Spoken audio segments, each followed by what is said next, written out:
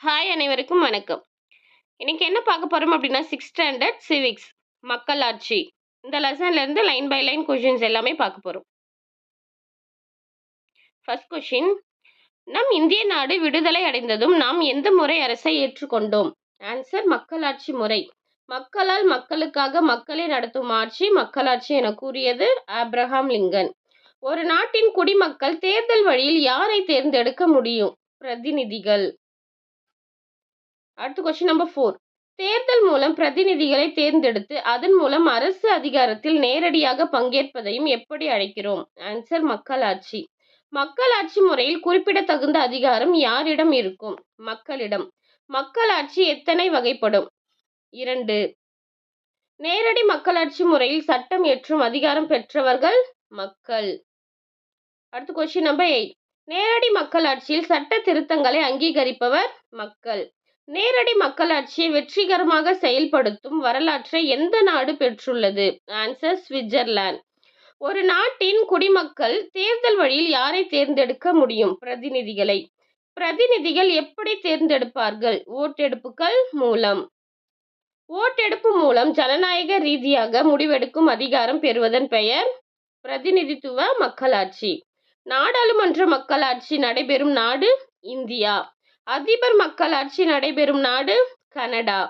மக்களாட்சி அமைப்புகளில் முடிவெடுக்கும் அதிகாரம் யாரிடம் இருக்கும்? ஒரு குழு. அடுத்த கொஸ்டின் நம்பர் 16.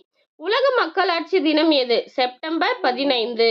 ஐநா சபை உலக மக்களாட்சி தினத்தை அறிவித்த ஆண்டு 2007.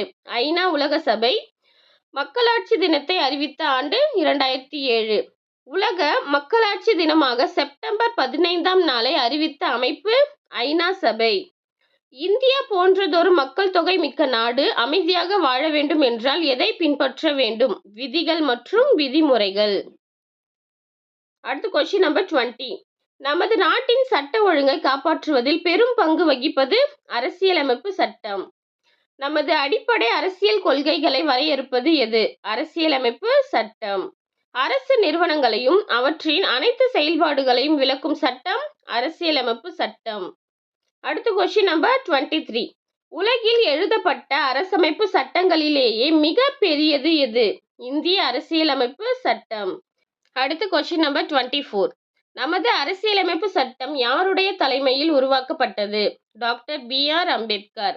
நமது அரசியலமைப்பு சட்டத்தை உருவாக்கிய முதன்மை வடிவமைப்பாளர் டாக்டர் B.R. அம்பேத்கர்.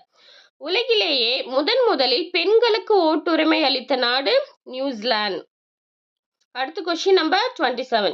நியூசிலாந்து அரசு முதலில் பெண்களுக்கு ஓட்டுரிமை வழங்கிய ஆண்டு 1893.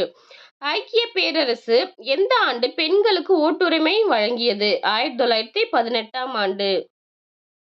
அடுத்த கொஸ்டின் நம்பர் 29. அமெரிக்க ஐக்கிய நாடுகள் எந்த வருடம் பெண்களுக்கு ஓட்டுரிமை வழங்கியது? 1920. 1920ஆம் ஆண்டில் இந்தியாவில் யாருக்கு மட்டும் ஓட்டுரிமை வழங்கப்பட்டது? பணக்காரர்களுக்கு மட்டும். மகாத்மா காந்தி உட்பட பல தலைவர்கள் எந்த கோரிக்கையை வலியுறுத்தினர்? அனைவருக்கும் ஓட்டுரிமை. அடுத்த கொஸ்டின் நம்பர் 32. உலகளாவிய வயது வந்தோர் உரிமைகளின்படி இந்தியாவில் ஒவ்வொருவரின் ஓட்டுரிமைக்கான வயது 18 வயது நிறைவடைந்தோர்.